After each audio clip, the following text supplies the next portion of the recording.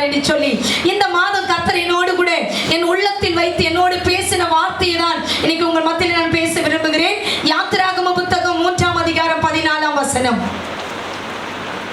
யாத்திராகமம் 3:14. அதற்கு தேவன் இருக்கிறவராகவே இருக்கிறேன் என்று மோசேவுடனே சொல்லி இருக்கிறேன் என்பவர் என்னை உங்களிடத்தில் அனுப்பினார் என்று இஸ்ரவேல் புத்திரரோட சொல்வாயாக. அல்லேலூயா, அல்லேலூயா. அருமையான தேவனுடைய பிள்ளைகளே, இந்த மாதம் கர்த்தர் சொல்றாரு, நான் இருக்கிறவராகவே இருக்கிறேன். ஆமென். அவர் நேற்றும் இன்றும் என்றும் மாறாத தேவன். ஆமென், ஆமென். இந்த யாத்திராகமம் 3ஆம் அதிகாரம் உங்களுக்கு பெரிய விஷயம், எல்லாமே அதுல உங்களுக்கு தெரியும். இதுல நான் உங்களுக்கு சொல்ல வேண்டிய காரியம்னா, வேதத்துல அங்க பார்க்கிறோம், மோசே வனாந்திரத்துல ஆடுகளை மேய்த்து கொண்டிருக்கிறான். ஒரே எத்தனையோ முறை அந்த இடத்துக்கு வந்திருக்கிறான். ஆனா ஒரு நாள் கர்த்தர் அவனை சந்தித்தார். சந்தித்த போது ஒரு முட்செடி என்ன பண்ணுது, எரியுது. என்ன பண்ணுது, பச்சை எரிந்து கொண்டிருக்குது. ஆனா என்ன ஆகல, அது கருகி போல பச்சையா இருக்கு, ஆனா எரிஞ்சிட்டே இருக்குது. இந்த அற்புத காட்சியை பார்ப்பதற்காக அவன் கிட்டே வந்த போது கர்த்தர் அவனோடு கூட பேசினான். மோசேவே, மோசேவே, என் கிட்டே சேரு என்று சொல்லி அவனோடு பேசினான். உன் காலில் இருக்கிற பாதரட்சை காட்டி போடுன்னு பேசினான். அப்புறம் சொல்றாரு அவரே, நான் ஆபிரகாமின் தேவனும் ஈசாக்கின் தேவனும் யாக்கோபின் தேவனும் ஆகிய கர்த்தர் சொல்றாரு. என் ஜனங்கள் எங்க இருக்கிறாங்க, எகிப்தில அடிமையா இருக்கிறாங்க. ஆபிரகாமுக்கு கொடுத்த வாக்குத்தத்தம், ஈசாக்கு கொடுத்த வாக்குத்தத்தம், யாக்கோபுக்கு கொடுத்த வாக்குத்தத்தத்தை நிறைவேற்றுவதற்காக உன்னை அழைக்கிற வான் கூப்பிட்டார். ஆமென், ஆமென். இந்த 3ஆவது அதிகாரத்திலே மோசேவுக்கு ஆண்டவருக்கு ஒரு வழக்கு இருந்து கொண்டே இருக்கிறது. ரெண்டு பேரும் என்ன பண்றாங்க, பேசிட்டே இருக்கிறாங்க. ஆண்டவர் வான்றாரு, நான் போக மாட்டேன். இப்படியே வழக்கு நடந்துட்டே இருக்குது. அப்ப ஆண்டவர் சொல்லுகிறார் அவனை பார்த்து, ஆபிரகாமுக்கு கொடுத்த 400 வருஷத்துக்கு முன்னாடி வாக்குத்தத்தம், அதை நிறைவேற்றுவதற்காக தான் உன்னோட கூட பேசிக் கொண்டிருக்கிறேன். இன்னைக்கு ஆண்டவர் சொல்லுகிறார், உன்னுடைய வாக்குத்தத்தத்தை நிறைவேற்றுவதற்காக தான் ஆண்டவர் சொல்றார், இந்த மாதம் கூடவே நான் இருப்பேன் என்று சொல்லி. அவர் உடல் இல்லாதவராய் உயிர் உள்ளவராய் உனக்குள்ளே இந்த மாதம் இருக்க போகிறார். உருவம் இல்லாதவராய் இந்த மாதம் உனக்குள்ள இருந்து நடத்த போகிறார். அவருடைய மகிமை உள்ள பிரசன்னம் இந்த மாதம் உன்னை நடத்த போகிறது. ஆண்டவர் சொன்னார், ஆபிரகாமுக்கு கொடுத்த வாக்குத்தத்தம், ஈசாக்குக்கு கொடுத்த வாக்குத்தத்தம், யாக்கோபுக்கு கொடுத்த வாக்குத்தத்தத்தை கர்த்தர் அன்றைக்கு நினைக்கிறார். 2ஆவது அதிகாரத்துல பாத்தீங்கன்னா, அந்த ஜனங்களுடைய முறைகளை, அவருடைய குமுறுதலை கேட்டு கர்த்தர் அவங்களை என்ன பண்ணார், அவங்களுக்காக மனம் இறங்கினார், நினைத்தருளினார். இன்னைக்கு ஆண்டவர் ஏன் உன் கூட இருக்க போறாரு இந்த மாசம் அப்படின்னா, உனக்கு கொடுத்த வாக்குத்தத்தத்தை நிறைவேற்றுவதற்கு தான் உன் மாசம், இந்த மாசம் உன் கூட இருக்க போற. ஆமென். உனக்கு எப்ப கொடுத்தாரு எனக்கு தெரியாது. ஆபிரகாமுக்கு 430 வருஷத்துக்கு முன்னாடி வாக்குத்தத்தம் கொடுத்தாரு. அந்த வாக்குத்தத்தத்தை நிறைவேற்றுவதற்காக மோசே கிட்ட சொல்றாரு, நீ போப்பா, நான் உன் கூட இருக்கிறேன். நான் என்கிட்ட உருவம் இல்லை, ஆனா நான் என்ன பண்றேன், உயிர் உள்ளவரா, உயிர் தந்த வல்லமையோடு கூட உன்னோடு கூட இருக்கிறேன், உன் கூட இருக்கிறேன், இருக்கிறவராகவே இருக்கிறேன். யெகோவா தேவன், அந்த யெகோவா தேவன் உன் கூட இருக்கிறாரா? அங்க பாத்தீங்கன்னா ஆபிரகாமுக்கு கர்த்தர் எப்படி தரிசனமாவார்னா, யெகோவா ரஃபாவாய் தரிசனமாவார், யெகோவா நிசியா தரிசனமாவார். இன்னைக்கு ஆண்டவர் உங்களை பார்த்து சொல்றாரு, இந்த மாதம் ஆண்டவர் உங்களுக்கு கூட இருக்க போற மாதமா இருக்குது. எதுக்காக இருக்கிறார்னா, உனக்கு கொடுத்த வாக்குத்தத்தம், உன் மேல இருக்கிற அழைப்பு, உன் மேல இருக்கிற ஊழியம், உன் குடும்பத்தின் மேல இருக்கிற ஊழிய அழைப்பு, உனக்கு உன் குடும்பத்துக்கு கொடுத்த வாக்குத்தத்தம், உன்னை சபைக்கு கொடுத்த வாக்குத்தத்தத்தை நிறைவேற்றுவதற்காக உன் கூடவே இருக்கிறார். அப்ப அவன் கேட்கிறான், ஆண்டவரே, எகிப்தில போயிட்டு நான் என்ன பண்ணேன், ஆண்டவர் கொடுத்தார் வாக்குத்தத்தம், அவர் என்ன பண்றாரு, தன்னுடைய ஜனங்களை கானானுக்கு கொண்டு போறதுக்காக, மலையில ஆராதிக்கிறதுக்காக என்ன பண்ணுங்க, அனுப்பி விடுங்கன்னா அனுப்ப மாட்டாங்களே, நான் என்னன்னு சொல்றது, உங்க நாமம் என்னன்னு கேட்கிறேன். உங்க பேர் கேட்டா நான் என்ன பேர் சொல்றது அப்படின்னு கேட்கிறான். அதுக்கு ஆண்டவர் சொல்றாரு, அப்பா, நான் ஆபிரகாமுக்கு 430 வருஷத்துக்கு முன்னாடி வாக்குத்தத்தம் கொடுத்துட்டேன், அதை நிறைவேற்றுவதற்காகவே உன் கூட இருக்கிறேன், உன் கூட இருந்து பெரிய காரியங்களை செய்வேன் என்று சொல்லுகிறார். ஆமென், ஆமென். எவ்வளவு சாக்கு போக்கு சொன்னாலும் மோசேவை கொண்டு கர்த்தர் தேவ திட்டத்தை நிறைவேற்றினான். மோசேவை பார்த்தீங்கன்னா ஒரு பெரிய பிரபலமான மனுஷனே கிடையாது. அவன் வனாந்திரத்துல என்ன பண்ற, ஆடுகளை மேய்த்து கொண்டிருக்கிறான். சாதாரணமான ஆளை சாத்தியவானாய் மாத்துகிறது தான் கர்த்தர் கூட இருக்கும் போது. ஆமென்.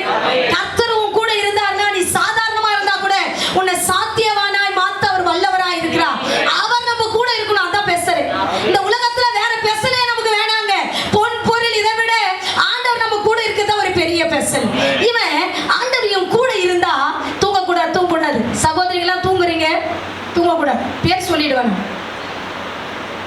தூங்கக்கூடாது. தண்ணி உங்களுக்கு வாட்டர் காலில் வச்சிருக்கிறோம், வேற என்னதான் பண்ணணும் உங்களுக்கு? இங்கே சொல்லப்பட்டு இருக்கிறது, வேதம் ரொம்ப தெளிவா அழகா இங்கே பதிவு செய்திருக்கிறது. ஆண்டவர் தெளிவா ஒரு காரியத்தை சொல்றாரு. வாக்குத்தத்தத்தை நிறைவேற்றுவதற்காக தான், கொடுத்ததானே தரிசனத்தை நிறைவேற்றுவதற்காக தான் இந்த மாசம் உங்க கூடவே ஆண்டவர் இருக்க போறார். அவர் அதுக்காக தான் இருக்க போறார். மறந்துட்டீங்களே அப்படின்னு நம்ம கேட்கிறோம் பத்தியா, அதை நிறைவேற்றுவதற்காக தான் இந்த மாதம் கர்த்தர் இருக்க போகிறார். இந்த மோசே அவன் பாத்தீங்கன்னா சாதாரண ஒரு ஆள், சாதாரண ஆளு.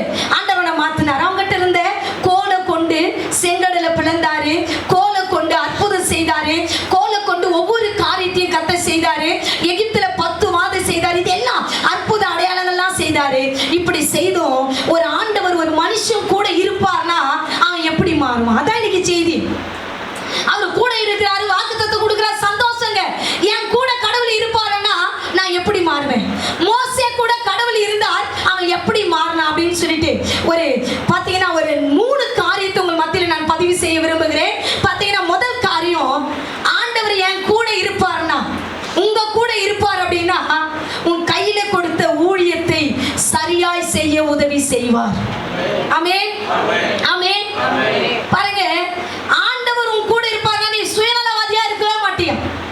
உண்மையுள்ளவனாய் கர்த்தர் கொடுத்த ஊழியத்தை மரணம் வரைக்கும் உண்மையாய் செய்ய. யாரு கூட கடவுள் இருக்கிறாரோ அவனுக்குள்ள ஒரு எண்ணம் இருந்துட்டே இருக்கணும். கடவுள் என்ன நம்பி இந்த ஊழியத்தை கொடுத்திருக்கிறாரு, நான் ஒண்ணு இல்லாத போது என்ன நம்பி இந்த ஊழியத்தை கொடுத்திருக்கிறாரு, இந்த ஊழியத்தை நான் சரியா செய்யறதுக்கு ஆண்டவர் எனக்கு துணை செய்வார் என்ற ஒரு ஏக்கத்தோடு கூட உன்னை கர்த்தர் மாற்ற அவர் வல்லவராய் இருக்கிறார். அல்லேலூயா, அல்லேலூயா. நான் வாசிக்கலாம் யாத்திராகம புத்தகம் 32ஆம் அதிகாரம். யாத்திராகமம் 32 9வது வசனத்திலிருந்து 13வது வசனம் வரைக்கும் வாசிக்க கேட்போம். பின்னும் கர்த்தர் மோசேயை நோக்கி இந்த ஜனங்களை பார்த்து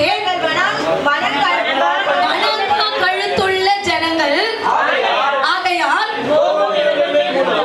என் கோபம் இவர்கள் மேல் மூலவும் இவர்களை அழித்து போடவும் நீ என்னை விட்டுவிடு, உன்னை பெரிய ஜாதியாக்குவேன் என்றான்.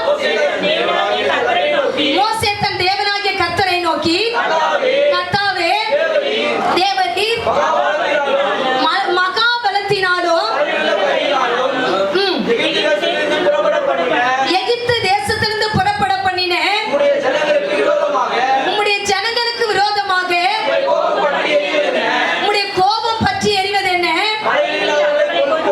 மலைகளில் அவர்களை கொன்று போடவும் பூமியில இராதபடி அவர்களை நிர்மூலமாக்கவும் தீங்கு செய்யும் பொருட்டு புறப்பட பண்ணினீர். எகிப்தியன் சொல்லுவானே, உம்முடைய கோபத்தின் உக்கிரகத்தை விட்டு திருப்பி உம்முடைய ஜனங்களுக்கு தீங்கு செய்யாதபடிக்கு பரிதாபம் கொள்ளும். நம்முடைய தாசனாகிய ஆபிரகாமுக்கும் ஈசாக்குக்கும் இஸ்ரவேலையும் நினைத்திருக்கிறோம். உங்கள் சந்ததியை வானத்து நட்சத்திரங்களைப் போல பெருக பண்ணி நான் சொன்ன இந்த தேசம் முழுவதும் சுதந்திரித்துக் கொள்ளும்படிக்கு கொடுப்பேன் என்று ஆணையிட்டு சொன்னீரே. அல்லேலூயா. சரி, நல்லா கவனிங்க. இங்க வேதம் அழகா போட்டு இருக்குது. தெளிவா ஒருத்தவங்க வாசிக்கிறேன், எனக்கு தெளிவா சுத்தமா இங்க தெரியல எனக்கு, அதனால தெளிவா என்ன பண்ணுங்க வாசிங்க. கர்த்தர் உங்களை ஆசீர்வதிக்க வல்லவராய் இருக்கிறார். இங்க என்ன ஆச்சு அப்படின்னு பாத்தீங்கன்னா, மோசே கிட்ட கர்த்தர் பேசுறார். நீங்க யாத்திராகம புத்தகத்துல நீங்க பாத்தீங்கன்னா 3வது அதிகாரத்துல சொல்ற, என் ஜனங்களுடைய உபத்திரவத்தை நான் பார்க்கவே பார்த்தேன். அல்லேலூயா. இப்ப என்ன சொல்றாருன்னு பாத்தீங்கன்னா, இப்ப தெளிவா ஒரு காரியத்தை சொல்றாரு. இப்ப நம்ம உன் ஜனங்க என்ன பண்ணாங்க, தன்னை கெடுத்து கொள்றாங்க. இன்னும் வாசிச்சீங்கன்னா ரொம்ப அழகா இருக்கும். என்ன பண்றாங்கன்னா, இவங்க வணங்கா கழுத்துள்ள ஜனங்க. எவ்வளவோ ஆண்டவர் அவனுக்கு எகிப்திலே தேவனை மறந்த போதிலும் எகிப்திலே கர்த்தரை நோக்கி கூப்பிட்ட போது கர்த்தர் என்ன பண்ணார் அப்படின்னா, அவங்க சத்தத்தை கேட்டு விடுதலையாக்குவதற்காக மோசேவை கர்ப்பத்திலிருந்தே உருவாக்கிட்டு இருந்தார். உருவாக்கி வெளியே கொண்டு வந்தாரு. கொண்டு வந்து 80 வருஷம் அவனுக்கு ட்ரைனிங் கொடுத்து கோபக்காரனை சாந்தமுள்ளவனா மாத்தினார். கோபக்காரனை எப்படி மாத்தினாரு?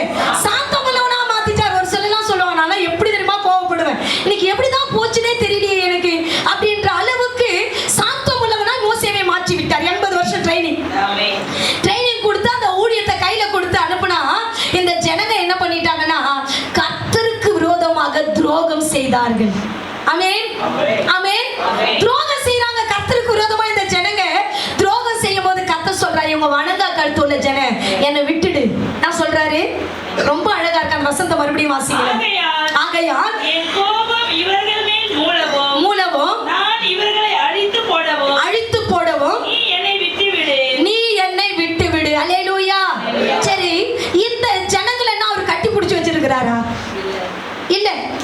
ஆனா ஆண்டவர் சொல்றாரு, இவனை பார்த்து சொல்றாரு, நீ விட்டுடு இந்த ஜனங்களை, இந்த ஜனத்தை விட்டுடு நான் அழிச்சிடுறேன் அப்படின்னு சொல்றாரு. அருமையான தேவ பிள்ளையே, தான் கட்ட கொடுத்த ஊழியத்திற்காய் அவன் திறப்புல நின்று ஜெபிக்கிறான்.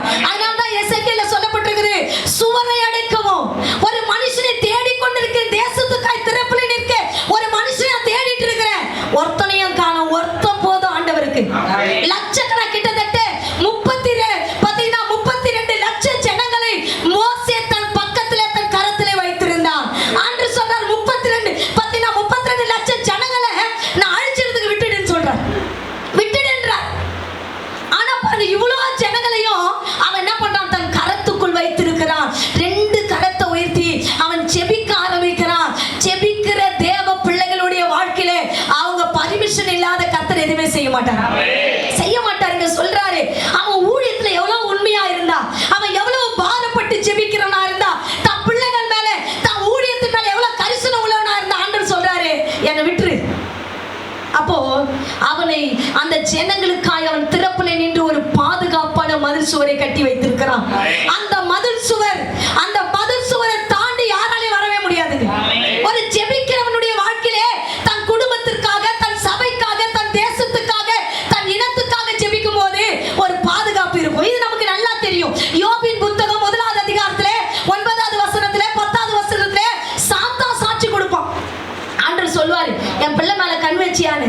அதுக்கு அழகா சொல்லுவான் சாத்தான், அழகா சொல்லுவான், நான் அவனை பார்க்க தான் முடியும், அவனை என்னால தொட முடியாது. ஏன்னா அவனையும் அவன் வீட்டையும் அவன் பிள்ளைகளையும் அவன் ஆடு மாடுகளையும் சுற்றி வேலி அடிச்சு வச்சிருக்கிறீங்க அப்படின்னு சொல்றான். இதுக்கு காரணம் அவன் அதிகாலையில் எழுந்து அந்தி பலி செலுத்தினான்.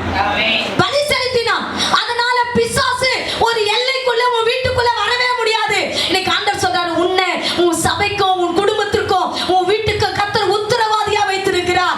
நீ எந்த நிலையில இருக்கிற, உன் வீட்டுக்குள்ள சாதாரணமா பிசாசு வருதா, போராட்டம் வருதா, வியாதி வருதா, ஆண்டவர் உன்னை தெரிஞ்சுக்கிட்டதே. ஒரு மனிதனை கர்த்தர் தேடுகிறார். திறப்புல நிற்கிறவனாய் கர்த்தர் தெரிந்து கொண்டிருக்கிறார். ஒரு மனுஷன் கூட கடவுள் இருப்பாரானால் அவன் திறப்புல நிற்கிறவனாய் மாறுவான். ஆமென் ஆமென்.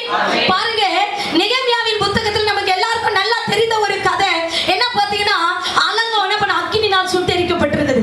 அக்கினினால் சுட்டெரிக்கப்பட்ட பூமியிலே நீ செடி வச்சாலும் சரி, மரம் வச்சாலும் சரி, வீடு கட்டினாலும் சரி, அந்த மண் என்ன ஆகாதுன்னா தன்னுடைய பலனை கொடுக்கவே கொடுக்காது. அல்லேலூயா, கொடுக்காதுங்க. ஆனா அக்கினினால் சுட்டெரிக்கப்பட்ட அந்த அலங்கத்துக்காய் திறப்புல நின்னான். அவன் ஜெபத்தை கர்த்தர் கேட்டு மறுபடியும் புதுப்பித்து கட்டினான். இன்னைக்கு ஒரு அலங்கம் உன்னை பாதுகாக்க போது. எப்ப பாதுகாக்கனா, நீ திறப்புல நிக்கும் போது தான் பாதுகாக்கும். ஆமென் ஆமென். கிட்டத்தட்ட 32 லட்சம் ஜனங்களுக்கா என்ன பண்ணார், மோசே திறப்புல நிக்கிறாரு. அழகா போட்டிருக்குது, என்னை விட்டுடு நான் அழிச்சிடுறேன் அப்படின்னு சொல்றார். இன்னைக்கு ஒரு கம்பெனியில உன்னை வச்சிருக்கிறாரா, உன்னை திறப்புல நிற்பதற்காக தான் அந்த கம்பெனிக்கு கர்த்தர் உன்னை கொண்டு போயிருக்கிறான். ஒரு வேலையில உன்னை வச்சிருக்கிறா, திறப்புல நிக்க தான் உன்னை கொண்டு போயிருக்கிறா. ஒரு வீட்டை கொடுத்து 2 பிள்ளைகளை உன் கையில கொடுத்திருக்கிறாரா, நீ உன் பிள்ளைகளை சரியா வளர்த்து திறப்புல நிற்பதற்காக தான் கர்த்தர் கொடுத்திருக்கிறா. உன் பிள்ளைகளை கர்த்தருக்குள்ள நடத்த தான் கொடுத்திருக்கிறா. உன் பர்மிஷன் இல்லாம என்ன பண்ணாத, பிசாசு உன் பிள்ளையை தொடவே முடியாது. உன் பர்மிஷன் இல்லாம உன் தெருவை பிசாசு தொடவே முடியாது. உன் பர்மிஷன் இல்லாம என்ன பண்ண முடியாது, அந்த பிசாசு எந்த காரியத்தை செய்ய முடியாது. ஆண்டவர் கேட்கிறார், விட்டுருப்பா. அடுத்தது பாருங்க, அவரை சொல்றாரு, இத சொல்லிட்டு 2வது சொல்றாரு, அவங்களை எல்லாம் அழிச்சிடுறேன், நான் என்ன ஆக்கிறேன், உன்னை பெரிய ஜாதி ஆக்கிறேன், நீ ஒரு ஆள் போதும். உன்னை கொண்டு பாத்தீங்கன்னா நான் என்ன பண்ண, ஒரு பெரிய ஜாதிய, ஒரு பெரிய இனத்தை இந்த தேசத்துல உண்டாக்குவேன்னு சொல்றேன், உண்டாக்குவேன்றார். ஆனா நம்மளா இருந்தா என்ன சொல்லிருப்போம், கர்த்தாவே உங்க சித்தம் என் வாழ்க்கையிலே ஆக கடவுது அப்படின்னு சொல்லியிருப்போம். ஆனா மோசே சொல்றான் பாருங்க, அழகு, ஆண்டவரே இந்த ஜனங்களை எகிப்துல இருந்து நீங்க கொண்டு வந்தீங்க, மலையில ஆராதிக்க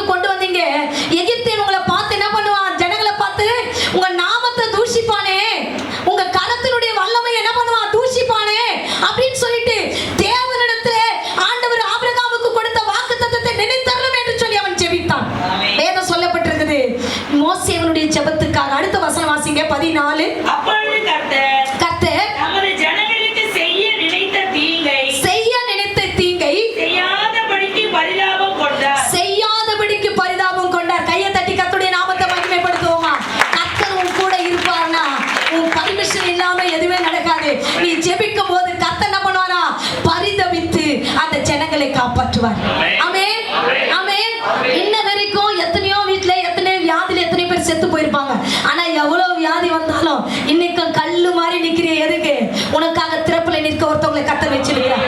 அதுக்காக மட்டும் நாங்க உங்களுக்காக திறப்புல நிற்க வச்சிருக்கிறார். திறப்புல நிற்கிற குடும்பத்துல கர்த்தர் ஒரு பெரிய ஜெயத்தை கர்த்தர் கொடுப்பார். பெரிய ஜெயத்தை கர்த்தர் கொடுப்பாருங்க. இன்னைக்கு ஆண்டவர் உன் கூட இருப்பார்னா இந்த மாதம் உன் குடும்பத்துக்காக திறப்புல நிற்கிற ஒரு பிரகாசம் உள்ள ஒரு வெளிச்சத்தையும் ஒரு பாரத்தையும் கர்த்தர் உங்களுக்குள்ளே கொடுப்பார். அவன் சொல்றான், என்ன பெரிய ஜாதியாக்குறது பெரிய விஷயம் இல்லப்பா.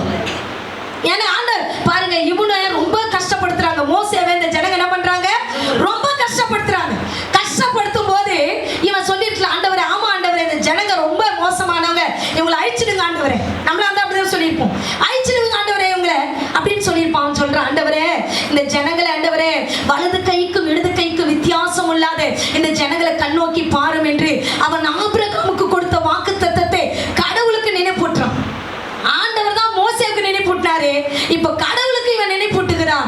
நினைப்பூட்டின போது ஆண்டவர் சொன்ன தீங்கு செய்யாதபடிக்கு கர்த்தர் என்ன பண்ணாரா? பரிதாபம் கொண்டார். ஆமென், ஆமென். பாருங்க, யார் மேல நம்ம பரிதாபம் கொள்றதுக்கு எப்படி அவங்க மேல பரிதாபம் கொள்ளுவோம்?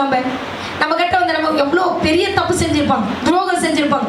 நம்ம கிட்ட வந்து மன்னிச்சிடுன்னு சொல்லி நம்மளை கட்டி பிடிச்சி நம்ம காலை பிடிச்சிட்டா நம்ம உடனே என்ன ஆயிடுவோம்? நல்ல மனசு உள்ளவங்க பரிதாபம் ஆயிடும். இன்னொன்னு இருக்கும், என்னன்னா புரியும் எனக்கு என்னன்னு இருப்பாங்க. நல்ல மனசு உள்ளவங்க என்ன பண்ணுவாங்க? பரிதாபம் ஆயிடுவாங்க. ஆண்டவர் மோசேவின் முகத்தை பார்த்தாருங்க. அந்த ஜனங்க முகத்தெல்லாம் பார்க்கல. அவன் அந்த ஜனங்களுக்காய் அந்த பரிதபிக்கிற அந்த பரிதாபத்தை பார்த்தான். அந்த ஜனங்களுக்காக அவன் உள்ளம் கொதிக்கிறதை அவன் பார்த்தான். அந்த ஜனங்களுக்காய் அவன் கர்ப்ப வேதனைப்படுகிறதை பார்த்தான். அந்த ஜனங்களுக்காய் அவன் திறப்புல நிற்கிறதை கர்த்தர் பார்த்தார். பார்த்துட்டு ஆண்டவர் இவனுடைய ஜபத்தை கேட்டு அவன் முகத்தை பார்த்துட்டு அவன் மேல பரிதாபம் கொண்டு தீங்கு செய்யாதபடிக்கு மனம் இறங்கினார். ஆமென், ஆமென். அருமையான தேவனுடைய பிள்ளையே, மோசே கூட கடவுள் இருந்தார். அவனுக்குள்ள அவன் தன்னலமற்றவனா இல்லை, சுயநலவாதியா இல்லை. தான் நல்லா இருந்தா போதும், தான் குடும்பம் நல்லா இருந்தா போதும், என் வேலை நல்லா இருந்தா போதும், என் பிசினஸ் நல்லா இருந்தா போதும் அவன் நினைக்கல. அவங்க கிட்ட இருக்கிற ஜனங்கள், அவங்க கிட்ட கொடுத்த ஊழியம், அவங்க கிட்ட கொடுத்த வேலை, அவங்க கிட்ட கொடுத்த சொந்தம், அவங்க கிட்ட கொடுத்த எல்லாத்தையும் ஆண்டவர் நடத்த வேண்டும் என்று அவன் விரும்பினான். நம்ம தேவ பிள்ளைகளா இருக்கிறோம். நம்ம தேவ கிறிஸ்துவ பிள்ளைங்க என்னைக்குமே சுயநலவாதியா மட்டும் இருக்கவே கூடாது. சுயநலவாதியா மட்டும் இருக்கவே கூடாது. இந்த மோசே அடுத்த லெவலுக்கு போறான். எப்படி போறான் அப்படின்னு நம்ம பார்க்க போறோம். 32ஆம் அதிகாரத்துல 31வது வசனத்திலிருந்து 34 வரைக்கும் ஒருத்தவங்க சத்தமா வாசிக்கமா? மோசே கர்த்தரிடத்திற்கு திரும்பி போய் ஐயோ ஐயோ, இந்த ஜனங்கள் பொன்னினால் தங்களுக்கு தெய்வங்களை உண்டாக்கி மகா பெரிய பாவம் செய்திருக்கிறார்கள். ஆகிலும் தேவரீர் அவர்கள் பாவத்தை மன்னித்தருளும். இல்லாவிட்டால் எழுதின உம்முடைய புத்தகத்தில் இருந்து என் பெயரை கிறுக்கி போடும் என்றான். அல்லேலூயா. போதுங்க. இங்க பாருங்க, ஃபர்ஸ்ட் ஆண்டவர் சொல்றார். என்ன சொல்றாருன்னா, மலை மேல இருக்கும்போது போ, உன் ஜனம் தன்னை கெடுத்துக்கிட்டாங்கன்றார். இப்போ என்ன ஆச்சு அப்படின்னு பாத்தீங்கன்னா, இங்க ஒரு சம்பவம் நடக்குது. நம்ம அடுத்த பகுதியில் அதை பார்க்க போறோம். அப்போ நடக்கும்போது அந்த ஜனங்களை கண்டித்து அவங்க என்ன பண்ணிட்டான்? தப்பு செய்யறவங்களை கொண்டு போட்டுட்டு இதெல்லாம் நடக்குது. ஆனா மலை மேல ஏறி போயிட்டு ஆண்டவர் பேசுறதுக்கு முன்னாடி மோசே பேசிட்டார். ஃபர்ஸ்ட் ஆண்டவர் தானே பேசினார். அவர் சொல்ற விடாம நம்ம கூட சொல்லுவோம், நான் சொல்றதை கேளுன்னு. மோசே என்ன பண்ண? நீங்க சொல்றதே நான் கேட்க மாட்டேன், நான் சொல்றதை நீங்க கேளுங்கன்ட்டு, ஐயோ இந்த ஜனங்க தங்களை எடுத்து கொண்டாங்களே அப்படிலாம் சொல்லிட்டு சூப்பரா சொல்றான் அவன். இந்த ஜனங்களை நீங்க அழிச்சிட்டீங்கன்னு எனக்கு தெரியும். ஆனா அவங்களுக்கு என்ன பண்ணாங்க? விக்கிரக ஆராதனைக்கு ஈடுபட்டுட்டாங்க. ஆண்டவர் எந்த 2 பாவத்தை மன்னிக்கிறதுக்கு ரொம்ப கஷ்டம். ஒண்ணு, ஆண்டவரை ஏற்றுக்கொண்டு விக்கிரக ஆராதனைக்குள்ள நீ போனேன்னா கர்த்தர் உன்னை அடிப்பார். ஆண்டவரை ஏற்றுக்கொண்ட விபச்சாரம் நீ செய்வ அப்படின்னா கர்த்தர் உன்னை அடிப்பார். அந்த அடி ரொம்ப பெருசா இருக்கும். இந்த ஜனங்க விக்கிரக ஆராதனைக்கு நேராய் போயிட்டாங்க. இத பார்த்து ஆண்டவருக்கு ரொம்ப கோபம். மோசேவுக்கு தெரியும் ஆண்டவர் ரொம்ப கோபமா இருக்கிறான்னு. அவன் சொல்றான், தன்னை கெடுத்துக்கிட்டாங்க ஆண்டவரே, இதெல்லாம் பண்ணிட்டு ஒருவேளை இவங்களை நீங்க அழிக்கணும்னு நீங்க முடிவெடுத்துட்டீங்கன்னா ஜீவ புஸ்தகத்துல இருந்து முதல்ல என் பேரை கிறுக்கி போட்டுருங்கன்னு சொல்றான். எவ்வளவு ஒரு பாத்தீங்கன்னா தன் ஜீவனையே கொடுப்பதற்காக அவன் தன்னை துணிந்தான்.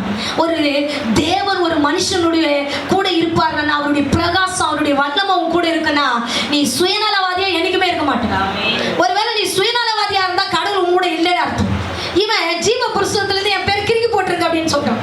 எவ்வளவு ஒரு பேர் நம்ம எல்லாம் பாத்தீங்கன்னா யாருன்னா கெட்டு போட்டோம் நம்ம நல்லா இருக்கணும்னு நினைப்போம். ஆனா இவன் பாருங்க, நான் பரலோகம் வரலன்னா கூட பரவாயில்ல, என் ஜனங்க கெட்டு போயிட்டாங்கன்னா நான் என்ன பண்ண மாட்டேன், பரலோகமே வரமாட்டேன்னு சொல்லிட்டு ஆண்டர் கிட்ட அவன் போராடுகிறான். வேற வழி தெரியல அவனுக்கு. ஃபர்ஸ்ட் ஆண்டர் அவங்ககிட்ட கேட்கிறாரு, நான் ஒரு பெரிய ஜாதி ஆக்கிடுவேன். அப்போ பரிதபிக்கிறான், வாக்குத்தத்தத்தை சொல்றான். இதுக்கு மேல வாக்குத்தத்தத்தை சொல்லி அவனால ஜெபிக்க முடியல. இதுக்கு வேற தழி தெரியாம அவன் சொல்றான், இந்த ஜனங்களுடைய ஜீவனுக்கு என் ஜீவனை நான் ஈடாக கொடுக்கிறேன். ஆமென். என் ஜீவனையே ஈடாக நான் கொடுத்துறேன். இந்த ஜனங்களுடைய ஜீவனுக்கு வேற எதுவுமே என்னால கொடுக்கிறது என்கிட்ட ஒண்ணு இல்லை. என் உயிர் மட்டும் தான் இருக்குது. என் உயிர் என்ன பண்ணுங்க, நீங்க எடுத்துங்க ஜீவ புஸ்தகத்துல இருந்து என்னுடைய என்ன பண்ணுங்க, எனக்கு நித்திய வாழ்க்கையே தேவையில்லை என்று சொல்லுகிறான். ஆண்டவர் சொல்றாரு, நான் கடைசி நாட்கள் என்ன பண்ணுவாத கேட்பேன் என்று சொல்லி அவங்களுக்காய் மோசேயுடைய ஜெபத்தை கேட்டு அந்த ஜனத்தை மன்னித்தார். அல்லேலூயா, அல்லேலூயா, மன்னித்தார். ஆமென். மன்னித்தாருங்க. ஆண்டவர் உன் கூட இருப்பார்னா இன்னைக்கு சொல்ற ஒரே ஒரு காரியம், உன்னை திறப்புல நிற்கிறவனா உங்ககிட்ட கொடுத்த ஊழியத்தை மரண பரியந்தம் சரியா செய்வதற்கு கர்த்தர் உனக்கு கிருபை செய்வார். திறப்புல நிற்கிறவனா கர்த்தர் உன்னை மாற்ற அவர் வல்லவராய் இருக்கிறார். இரண்டாவது, உங்க கூட ஆண்டவர் இருப்பார்னா, என் கூட ஆண்டவர் இருப்பார் அப்படின்னா நான் என்ன பண்ணுவேன் அப்படின்னு பாத்தீங்கன்னா பரிசுத்தத்தின் மேல் வாஞ்சை கொள்ளுவேன். அல்லேலூயா. நான் எது மேல வாஞ்சை கொள்ளுவேன்? பரிசுத்தத்தின் மீது வாஞ்சை கொள்ளுவேன். சபைக்கு வந்தா ஒரு மாதிரி, வெளியே போனா ஒரு மாதிரி இல்லைங்க. நம்ம வாழ்க்கை எப்பொழுதும் பரிசுத்தம் உள்ள வாழ்க்கையா இருக்க வேண்டும். பாருங்க, பாஸ் இருந்தா ஒரு மாதிரி இருப்பாங்க ஜனங்க. நீங்களாம் அப்படி இல்லை, நீங்களாம் ரொம்ப நல்லவங்க. ஆமென். நான் இல்லனால நீங்க என்ன பண்றீங்க? ஜெபிக்கிறீங்க. அல்லேலூயா. 12 மணி நேரம் நேத்து வேதத்தை வாசிக்க கர்த்தர் கிருபை செய்தார் நம்ம சபையில. அல்லேலூயா. இங்க பாருங்க, இங்க அழகா போட்டு இருக்கிறது, மோசே எங்க இருக்கிறாரு? மலை மேல இருக்கிறாரு. ஜனங்க சொல்றாங்க, அந்த மோசே போய் ரொம்ப நாள் ஆயிடுச்சு, என்ன நடந்துச்சோ தெரியல, எங்களை வழி நடத்துறதுக்கு ஒரு தெய்வம் வேணும்னு கேட்டாங்க. ஆர்வம் என்ன பண்ணிட்டாரு, ஒரு கன்று குட்டியை செஞ்சு என்ன பண்ணாரு, அவங்களுக்கு முன்னாடி நிறுத்தினவர் கர்த்தருக்கு ஆராதனை அப்படின்னு சொல்றாரு, கர்த்தருக்கு பண்டிகைன்னு சொல்றாரு. இவங்க பண்டிகை, கர்த்தருக்கு பண்டிகைன்னா நம்ம என்ன பண்ணுவோம், புது ட்ரெஸ் போடுவோம், என்ன பண்ணுவோம், இருக்கிற நகையெல்லாம் வீட்டில் இருந்தால் மாட்டுவோம், இல்லைன்னா கடையில் போய் வேணா வந்து மாட்டுவோம்.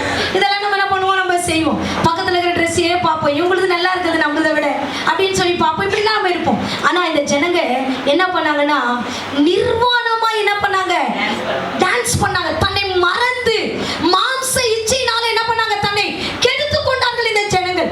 பரிசுத்தத்தை மறந்து போனாங்க. மோசே இருக்கும்போது ஒரு பயம், மோசே இருக்கும்போது ஒரு நடுக்கம். ஆனா இப்ப என்ன ஆயிட்டாங்க அப்படின்னா, மோசே இல்ல, கடவுளே இல்லைன்னு சொல்லிட்டு இவங்க என்ன பண்ணிட்டாங்க அப்படின்னு பாத்தீங்கன்னா, வேதம் ரொம்ப அழகா போட்டிருக்குது. அவங்க நிர்வாணமாகி தன்னை அறியாமல் பண்ண பண்ணாங்கன்னா தன்னை கெடுத்து கொண்டார்கள். வாசிக்கலாம், யாத்திராகம புத்தகம் 32ஆம் அதிகாரம் 25வது வசனத்திலிருந்து வாசிக்க கேட்போம். தங்கள் பகைவருக்குள் அவமானப்படத்தக்கதாக ஆரோன் அவர்களை நிர்வாணமாக்கி இருந்தார். அவர்கள் நிர்வாணமாய் இருக்கிறதை மோசே கண்டு பாளையத்தின் வாசலில் நின்று கர்த்தருடைய பட்சத்தில் இருக்கிறவன் யார், அவர்கள் என்னிடத்தில் சேர கடவர்கள் என்றார். அப்பொழுது லேவியின் புத்திரர் எல்லாரும் அவரிடத்தில்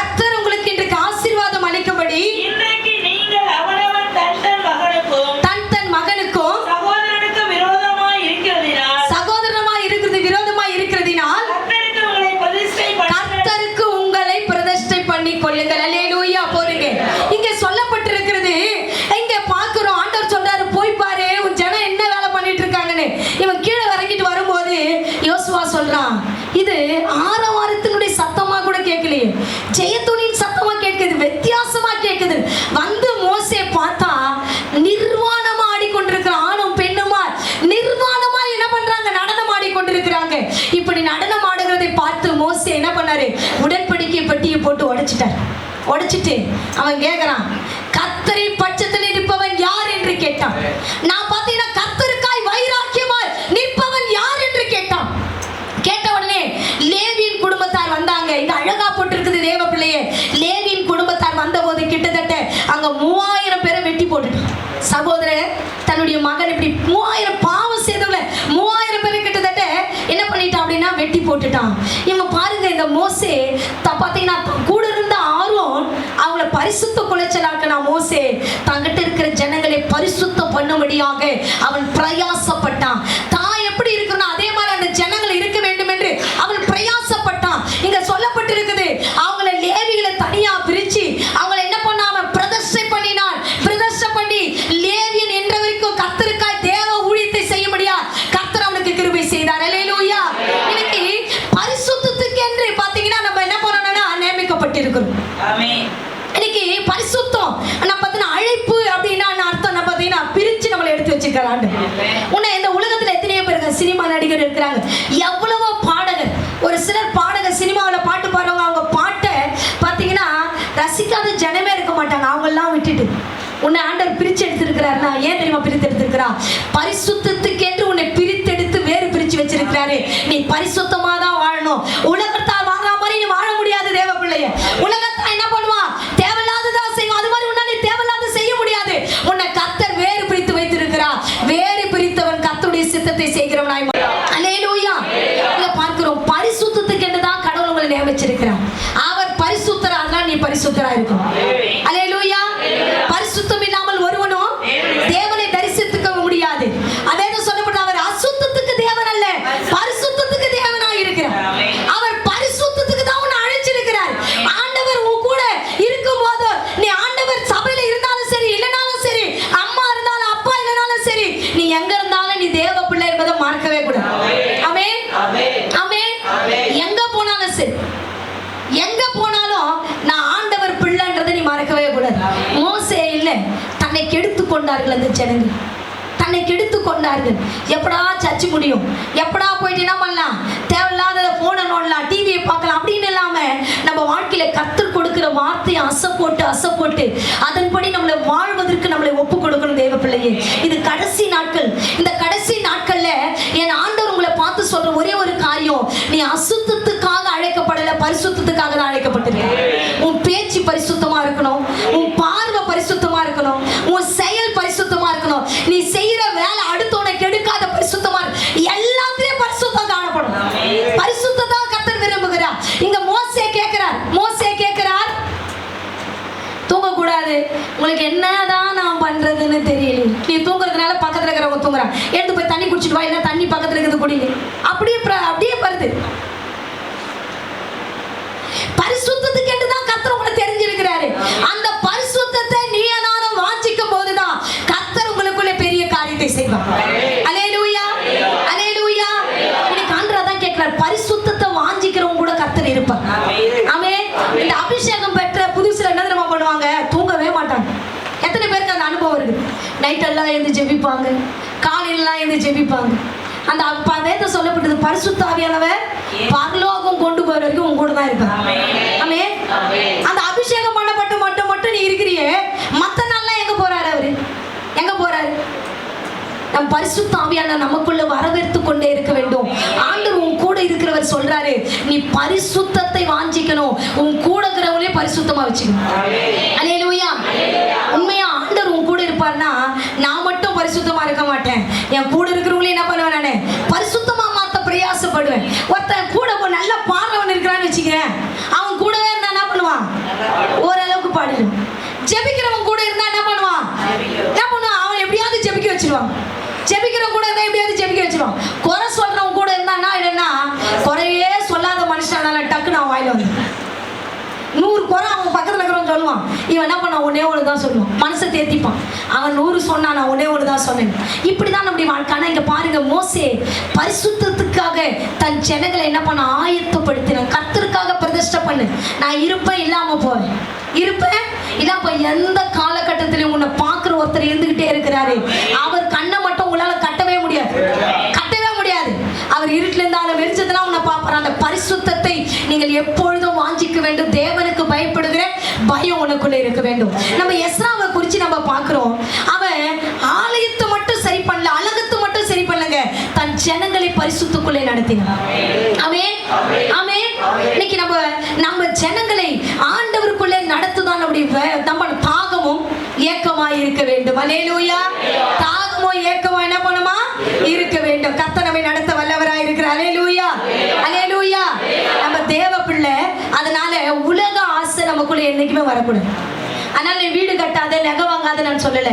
இதை காட்டிலும் மேன்மையானது பரலோகம். இந்த பரலோகத்துக்கு போனா ஒரே ஒரு வழிதான் இருக்குது, பரிசுத்தம். இந்த பரிசுத்தம் இல்லாத யாருடைய பாத்தீங்கன்னா ரெக்கமெண்டேஷனோட கூட நீ என்ன பண்ண முடியாது? பரலோகம் போகவே முடியாது. எங்க அம்மா நல்லா ஜெபிப்பாங்க, நான் பரலோகம் போனா போக முடியாது. அல்லேலூயா.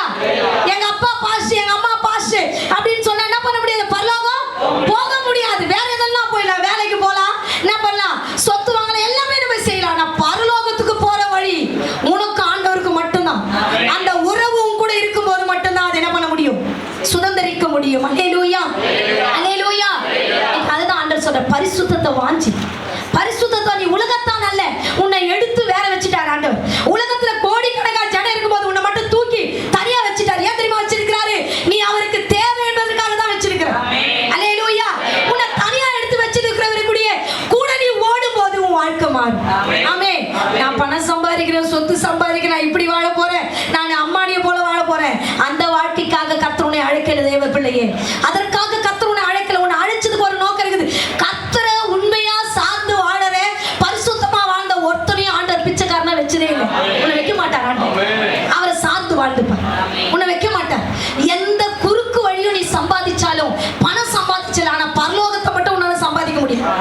பரலோகம் மட்டும் உன்னால என்ன பண்ண முடியாது? சம்பாதிக்கும். அதுக்கு ஒரே ஒரு வழி பரிசுத்தம் மட்டும்தான். பரிசுத்தத்தை வாஞ்சிக்கணும். இந்த பரிசுத்தத்தை தான் கர்த்தர் உங்ககிட்ட என்கிட்ட இந்த மாசம் எதிர்பார்த்து கொண்டிருக்கிற கர்த்தர் உங்களுக்குள்ளே செய்ய அவர் வல்லவராய் இருக்கிறார். அல்லேலூயா. திங்கள் செவ்வாய் புதன் பாத்தீங்கன்னா இங்க சகோதரிகளுக்காக தான் இந்த கூட்டம் வச்சிருக்கிறேன். புதன்கிழமை சகோதரர்கள் வரலாம், புதன்கிழமை சகோதரர்கள் வரலாம். வரதுலேயே ஒரு 2 பேர் வருவாங்க. நீங்க என்ன பண்ணுங்க, அந்த 2 பேரும் புதன்கிழமை வாங்க. மற்றது சகோதரிகளுக்கு தான் ஜெபிக்கிறவங்களுக்கு. நீ ஜெபிக்கிற அடுத்த நிலைக்கு நீ எப்படி போகணுன்றதுக்கு தான் இந்த கூட்டம். இந்த கூட்டத்தை கர்த்தர் என் உள்ளத்துல வைத்ததுனால இதை வைத்திருக்கிறேன். நம்ம அடுத்த நிலைக்கு போகணும். அடுத்த நிலைக்கு என்ன பண்ணோம்? போகணும். அந்த நிலையை தான் கர்த்தர் நம்ம கிட்ட விரும்புகிறார். அல்லேலூயா, அல்லேலூயா. ஆண்டவருடைய நாமம் மகிமைப்படுவதாக. 2 காரியத்தை உங்களுக்கு சொன்னேன். ஒரு கர்த்தர் ஒரு மனுஷன் கூட இருந்தானா முதல்ல என்ன இருப்பாங்கன்னா, திறப்புல நிற்பான், திறப்புல நிற்பான். அவன் ஜெபிக்கும் போது ஒரு பெரிய பாதுகாப்பினுடைய மதில் சுவர் கட்டப்படும். குடும்பம் கட்டப்படும், சபை கட்டப்படும், தேசம் கட்டப்படும், கிராமம் கட்டப்படும். அல்லேலூயா. ஆண்டவர் அதுக்கு தான் உன்னை செலக்ட் பண்ணி இருக்கிறாரு.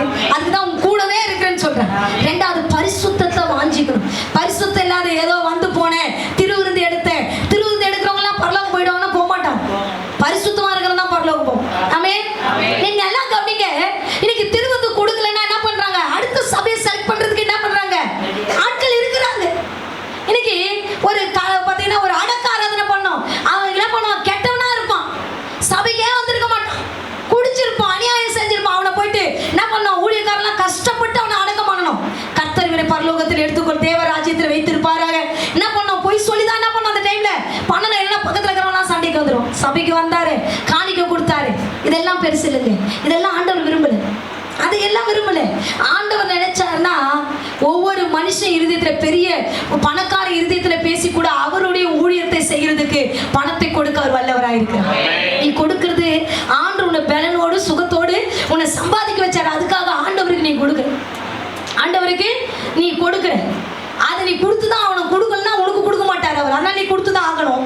ஆனா ஆண்டவர் நம்மளுக்கு கொண்டு செய்ய அவர் வல்லவராய் இருக்கிறார். அதனால நம்ம வாழ்க்கையில பரிசுத்தம் என்கிற அந்த பாத்தீங்கன்னா அதை நாம் எடுத்துக்கொண்டு வாழும்போது, பரிசுத்தரோடு கூட நம்ம நடக்கும் போது, பரிசுத்தமாய் வாழ நமக்கு கிருபை செய்வார். செய்வார். பரிசுத்தம் ஒரு நாள்ல நமக்கு வரவே வராது. ஆமென். ஒரு நாள்ல வராது பரிசுத்தம். இந்த பரிசுத்தத்தை ஒவ்வொரு நாளும் வாஞ்சிக்கணும், வாஞ்சிக்கணும், வாஞ்சிக்கணும், வாஞ்சிக்கணும். வாஞ்சிக்க தான் நீ மறுரூபமாக்கப்படுவார். மறுரூபமாக்கப்பட்டு அவரோடு இருக்க கர்த்தர் உனக்கு உதவி செய்ய வல்லவராய் இருக்கிறார். மூன்றாவது காரியம் தேவன் உன் கூட இருப்பானா நீ எப்படி மாறுவேன்னா, மூணாவது தேவனுடைய நடத்துதலை வாஞ்சிப்பாய். தேவன் உன் கூட இருப்பானா மூணாவது என்ன பண்ண, தேவனுடைய நடத்துதலை நீ வாஞ்சிப்ப. அவர் பர்மிஷன் இல்லாத எந்த பிசினஸையும் நீ செய்ய மாட்டேன். ஆமென்.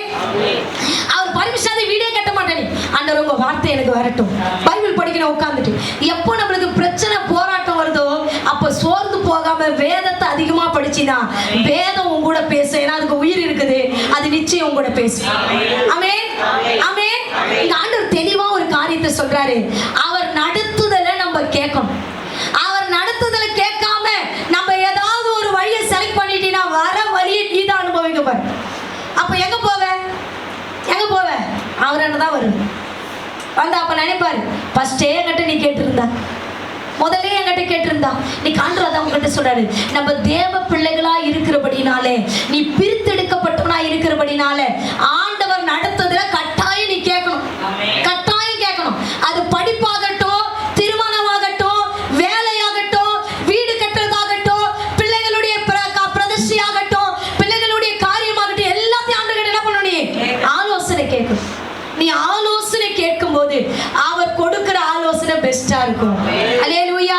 நாம் வாசிக்கலாம் யாத்திராகம புத்தகம் 33ஆம் அதிகாரம் 1 வசனம் 2ஆம் வசனம். கர்த்தர் மோசேயை நோக்கி, நீயும் எகிப்து தேசத்திலிருந்து நீ அழைத்து கொண்டு வந்த ஜனங்களும் இவ்விடத்தை விட்டு புறப்பட்டு உன் சந்ததிக்கு கொடுப்பேன் என்று நான் ஆபிரகாமுக்கும் ஈசாக்குக்கும் யாக்கோபுக்கும் ஆணையிட்டு கொடுத்த பாலும் தேனும் ஓடுகிற தேசத்துக்கு போங்கள்.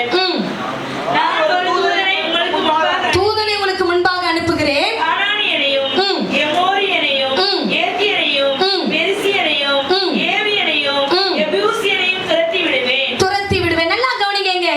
இங்க என்ன சொல்றாருன்னா, ஆண்டவர் 33ஆவது அதிகாரம் வந்துட்டோம். நம்ம 33ஆவது அதிகாரத்துல கர்த்தர் சொல்றாரு மோசேயை பார்த்துட்டுப்பா, நான் உன் கூட வரமாட்டேன். நான் என்ன பண்ண மாட்டேன், வரமாட்டேன். இந்த ஜனங்க இவங்க என்ன பண்றாங்க, அவங்க இஷ்டப்படி வாழுறாங்க, அவங்க விருப்பப்படி வாழுறாங்க. அவங்களுக்குன்னு ஒரு தெய்வத்தை உண்டாக்கிக்கிறாங்க, அவங்களுக்குன்னு ஒரு சட்டத்திட்டத்தை கொண்டு வராங்க, அவங்களுக்கு ஒரு நியாயம் பேசுறாங்க, அவங்களுக்கு என்று ஒரு என்ன பண்றாங்க, ஒரு சட்டத்தை அவங்களுக்குள்ள வச்சிருக்கிறாங்க. நான் கூட வரமாட்டேன், ஒரு தூதனை அனுப்புறேன். ஆமென். தூதனை அனுப்புறேன், நீங்க என்ன பண்ணுங்க, நீங்க போங்கன்னு சொல்றோம். அப்படி சொல்லும் போது ஆண்டவர் சொல்றாரு, சொன்னது 33ஆவது அதிகாரத்துல 9ஆவது வசனத்துல இருந்து வாசிங்க, கேட்கலாம் வாசிங்க. மோசே கூடாரத்துக்குள் பிரவேசிக்கையில் ஸ்தம்பம் இறங்கி கூடார வாசலில் நின்றது. கர்த்தர் மோசேயோடு பேசினார். ஜனங்கள் எல்லோரும் மேகஸ்தம்பம் கூடார வாசலில் நிற்க கண்டார்கள். ஜனங்கள் எல்லோரும் எழுந்திருந்து தங்கள் கூடார வாசலில் பணிந்து கொண்டார்கள். ஒருவன் தன் சிநேகிதனோடு பேசுவது போல கர்த்தர் மோசேயோடு முகமுகமாய் பேசினார். பின்பு அவன் பாளையத்துக்கு திரும்பினான். நூனின் குமாரனாகிய யோசுவா அவனுடைய பணிவிடைக்காரனாகிய வாலிபன் ஆசாரிப்பு கூடாரத்தை விட்டு பிரியாதவனாய் இருந்தான். கர்த்தர் மோசேயை நோக்கி தேவரீர் இந்த ஜனங்களை அழைத்துக் கொண்டு போ என்று சொல்லி ஆகிலும் என்னோட கூட இன்னாரை அனுப்புவேன் என்பதை எனக்கு நீர் அறிவிக்கவில்லை என்றாலும் உம்மை பேர் சொல்லி அழைத்து அறிந்திருக்கிறேன் என்றும் கண்களில் உனக்கு கிருபை கிடைத்தது என்றும் தேவரீர் சொன்னதுண்டோ உம்முடைய கண்களில் இப்போது எனக்கு கிருபை கிடைத்ததானால் நான் உம்மை அறிவதற்கும் உம்முடைய கண்களில் எனக்கு கிருபை கிடைப்பதற்கும் உம்முடைய வழியை எனக்கு அறிவியும். இந்த ஜாதி உம்முடைய ஜனம் என்று நினைத்தருளும் என்றார். அதற்கு அவர் என் சமூகம் உனக்கு முன்பாக செல்லும். நான் உனக்கு இளைப்பாறுதல் தருவேன் என்றார். அப்பொழுது அவன் அவரை நோக்கி உம்முடைய சமூகம் என்னோட கூட செல்லாமல் போனால் எங்களை விடத்திலிருந்து கொண்டு போகாதிரும். எனக்கு உமது ஜனங்களுக்கும் உம்முடைய கண்களிலே கிருபை கிடைத்தது என்பது எதினால் அறியப்படும். நீர் எங்களோட வருவதினால் அல்லவோ. அல்லேலூயா. நல்லா கவனிங்க. இங்க வேதம் ரொம்ப அழகா போட்டு இருக்கிறது. இங்க மோசே என்ன பண்றான் அப்படின்னா, ஆண்டவர் கிட்ட பேசுறான். ஆண்டவர் சிநேகித போல பேசுறாரு. அப்ப ஆண்டவர்கிட்ட அவன் சொல்றான், ஆண்டவரே இந்த ஜனங்களை அழைப்பதற்காக என்ன பெயர் சொல்லி நீங்க அழைச்சிங்களே. அவன் சொல்றான், அவங்க கண்கள் எனக்கு கிருபை கிடைச்சதே.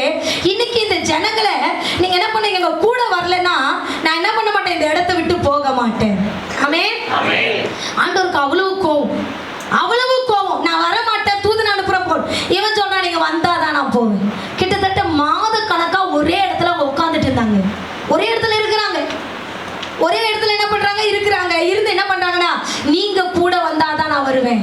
அவன் ரொம்ப அழகா சொல்றான், என்ன பேர் சொல்லி அழைச்சிங்களே, உங்க கண்கள்ல கிருபை கொடுத்தீங்களே, இன்னைக்கு இந்த ஜனங்களை இந்த அனாந்திரத்துல விட்டுட்டு போறேன்னு சொல்றீங்களே, இது சரியா ஆண்டவரே? ஆண்டவரே எங்களை கொண்டு வந்து இங்க விட்டுட்டீங்களே நடுவுலன்னு சொல்லிட்டு அவன் ரொம்ப ஆண்டு சமூகத்திலே ஜெபிக்கிறான். ஜெபித்த போது ரொம்ப அழகா வேதம் சொல்லப்பட்டிருக்குது. என்ன சொல்லுதுன்னா, வேதம் அவனை பார்த்து ஆண்டவர் சொல்ற, என் சமூகம் உனக்கு முன்னாடி போகும். ஆமென், ஆமென், ஆமென். என் சமூகம் உனக்கு முன்னாடி போகும். அவன் சொல்றான், நாங்க எதனால விசேஷித்தவங்க, நீங்க என் கூட இருப்பது நான் தானே. அல்லேலூயா. அப்பதான் மேக ஸ்தம்பம் புறப்பட ஆரம்பித்தது. அல்லேலூயா. எல்லாம் கவனிங்க, நம்ம கூட ஒரு பாட்டு பாடும். நீங்க பாட்டு பண்ணாதான் சரியாவீங்க. மேக ஸ்தம்பம் மேலிருந்து பாதுகாக்குது, பாதுகாத்த பாகல் எல்லாம் கூட செல்லுது. மேக ஸ்தம்பம் மேலிருந்து பாதுகாக்குது, பாதுகாத்த பாகல் எல்லாம் கூட செல்லுது. அன்பான தேவன் என்னோடு வருவார், அது போதும் என் வாழ்விலே. அன்பான தேவன் என்னோடு வருவார், அது போதும் என் வாழ்விலே. தேவா நான் எதினால் விசேஷித்தவர், ராஜா நான் எதிலும் யோசிப்பவர். தேவா நான் எதினால் விசேஷித்தவர், ராஜா நான் எதிலும் யோசிப்பவர். எதினால் இது எதினால் நீ என்னோடு வருவதினால், எதினால் இது எதினால் என்னோடு வருவதினால். அல்லேலூயா, அல்லேலூயா. அவன் கேட்கிறான், ஐயா பாத்தீங்கன்னா எகிப்திலிருந்து ஜனங்க வரும்போது பொன் உடைமைகள், வெள்ளி உடைமைகள், நிறைய பொருட்கள், ஆடு மாடு எல்லாத்தையும் எடுத்துட்டு வரான், எல்லாத்தையும் எடுத்துட்டு வரான். ஆண்டவர் அழகா சொல்றாரு 3வது அதிகாரத்துல, அவன் பக்கத்து வீட்டுக்கிட்ட போய் கேட்பான். அயலான் கிட்ட கேட்கும் போது அவன் எல்லாத்தையும் கொடுத்து அனுப்புவான். நான் சாதாவா உழைச்ச சம்பளத்தை நான் திரும்ப என்ன பண்ணுவேன், அவனுக்கு கொடுப்பேன்ல, எல்லாத்தையும் சொல்லிட்டார் ஆண்டவர். அது எல்லாத்தையும் எடுத்துட்டு வரான். மோசே சொல்றான், எங்களுக்கு பொண்ணு எங்க கூட வர்றது பெருசு இல்லையா ஆண்டவரே, தங்கம் எங்க கூட வர்றது பெருசு இல்லை, வெள்ளி வர்றது பெருசு இல்லை, ஆடு மாடு வர்றது பெருசு இல்லை, நீங்க என் கூட வர்றது தான் பெருசு. ஒரு கையை தட்டி கத்த நாமத்தை மகிமைப்படுத்து. உலகத்துல உனக்கு வீடு இருக்கலாம், பணம் இருக்கலாம், பொருள் இருக்கலாம், சொத்து இருக்கலாம், எல்லாமே இருக்கலாம், ஆனா கர்த்தர் உன் கூட இருக்கதான் பெருசு. அவன் சொல்றான், தேவன் ஆண்டவரே நாங்க எதனால விசேஷித்தவங்க, கர்த்தர் எங்க கூட இருப்பதனால அல்லவா. அடிக்கடி இந்த இஸ்ரவேல் ஜனங்களை பார்த்து 7 ராஜாக்கள் பயந்தாங்க. ஏன் பயந்தாங்க? இவங்க பலசாலின்னு பயந்தாங்களா? இவங்க முன்னாடி போகிற தெய்வம் பெரியவர் என்பதற்காக பயந்தாங்க. அவர் பெரியவர், அவர் பெரியவர். அதனால்தான் என்னாகும் புத்தகத்திலே அழகா சொல்லப்பட்டிருக்குது. பாராக் அழகா சொல்லுவான், அந்த தேவன் சிவந்த சமுத்திரத்தை பிளந்து அந்த ஜனங்களை வழி நடத்தி வந்தாரு. அவர் பெரியவர், அந்த ஜனத்துக்காக எல்லாத்தையும் செய்வார். அவர் எல்லாத்தையும் அவங்கள யுத்தத்துல அழிக்க முடியாது, அவனை சபி என்று சொல்லி பீலாயாம் தீர்க்கதரிசி அழைத்துட்டு வந்தான். ஆனா வேதம் சொல்லப்பட்டிருக்குது, அவன் சபிப்பதற்காக மலை மேல் ஏறினான். ஆண்டவர் சொல்றாரு, இஸ்ரவேல் ஜனங்கள் அவங்களுடைய கூடாரம் எவ்வளவு அழகா இருக்குது, அவர் ராஜ ஜெய கம்பீர் அவங்களோடு கூட இருக்குது, ராஜாவினுடைய ஜெய கம்பீர் அவங்களோடு கூட இருக்குது, யூத ராகசிங் அவங்களோடு கூட இருக்கிறா, அவங்கள ஒண்ணுமே பண்ண முடியாதுன்னு சொல்லிட்டான். அல்லேலூயா. ஏன்னா உன் கூட இருக்கிறவர் பெரியவர். அதனால மோசே கேட்கிறான், ஐயா என் கூட எல்லாம் இருக்குதுப்பா, எல்லாமே இருக்குது, ஆனா அதெல்லாம் என் கூட இருக்கிறதுலாம் பெருசு இல்லை, நீங்க என் கூட வரணும். ஆமென், ஆமென். இந்த உலகத்திலே கடவுள் நம்ம கூட இருந்தா நம்ம உலகத்தையே ஜெயிக்கிற பலனை கர்த்தர் நமக்கு கொடுப்பார். அவர் நம்ம கூட இருக்கணும். ஆண்டவர் கிட்ட தினமும் கேட்கணும், என் கூட நீங்க இருங்கப்பா, என் கூட இருங்கப்பா, என் கூட இருங்கப்பான்னு சொல்லி ஆண்டவர் கிட்ட கேட்கணும். இவன் ஜெபத்தை கேட்டு ஆண்டவர் சொல்றான், ஆண்டவர் அவன் சொல்றான் ஒரே ஒரு காரியத்தை, ஆண்டவரே என்ன பெயர் சொல்லி அழிச்சிங்களே, நீங்க என்ன பாதியில விடாதீங்க, என்ன பாதியில விடாதீங்கன்னா ஆண்டவர் சொல்ற, என் சமூகம் உனக்கு முன்னாடி போகும். அதுக்கு விளக்கம் கொடுக்குறான், ஐயா உங்க சமூகம் என் கூட இருந்தாதான், அப்பதான் மேக சமூகம் எழுந்திருக்க ஆரம்பித்தது. மேக சமம் எழுந்தருள ஆரம்பித்தது. அவங்க புறப்பட்டாங்க. புறப்பட்ட போது அருமையான தேவனுடைய பிள்ளையே, உங்க வாழ்க்கையில கர்த்தர் நடத்துதல் இருக்குமானால் அந்த நடத்துதல் உனக்கு ஆசீர்வாதத்தை தான் கொடுக்கும். ஆமென். எப்பயுமே ஆண்டவர்கிட்ட கேட்கணும், ஆண்டவரே என்னை நீங்க நடத்துங்க, நீங்க என்னை நடத்துங்க. அவர் நம்மளை நடத்துவார். நடத்துறதுக்கு தானே அவர் இருக்கிறாரு நம்ம கூட. நம்ம கூட ஏன் இருக்கிறார் ஆண்டவர்? நடத்துறதுக்கு தான் இருக்கிறார். வேதத்துல நம்ம பார்க்கிறோம், தேவதூதனுக்கு கடவுள் என்ன பண்ணல? கை கொடுக்கல. தேவதூதனும் கீழே என்ன பண்ணிட்டான்? விழுந்தான். மனிதனும் கீழே விழுந்துட்டான். மனுஷன் விட்டான், தேவதூதனும் விழுந்துட்டான். ஆனா தேவதூதனுக்கு கை கொடாம உனக்கு எனக்கு கை கொடுத்திருக்கா. ஏன் தெரியுமா? அவர் சாயல்ல உன்னை என்னை அவர் படைச்சு வச்சிருக்கார். அல்லேலூயா.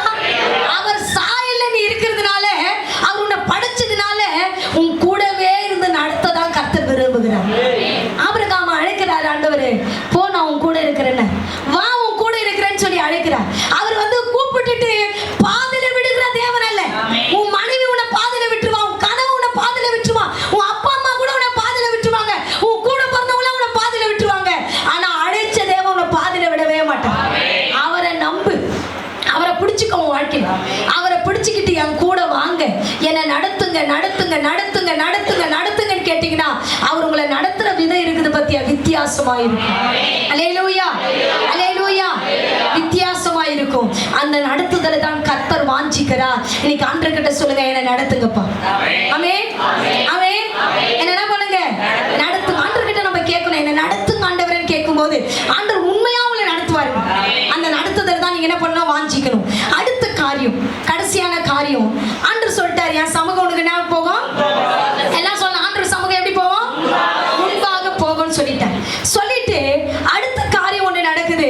அவன் என்ன கேட்கிறானா, ஆண்டவர் உன் கூட இருந்தா நீ எது தெரியுமா கேட்ப? ஆண்டவர் நடத்துதல கேட்ப, பரிசுத்தத்தை கேட்ப. என்ன பண்ணும்? அடுத்தது என்ன கேட்பேன்னா, அவருடைய மகிமையை கேட்பேன்.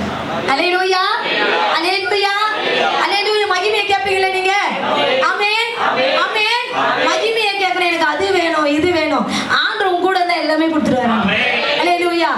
பரதேசியாய் தங்கி திருந்த இடத்தை ஆபிரகாமுக்கு சுதந்திரமாய் கர்த்தர் கொடுத்தார். இதுக்கு ஒரே ஒரு காரணம், ஆபிரகாமோடு யார் இருந்தார்? கர்த்தர் இருந்தார்.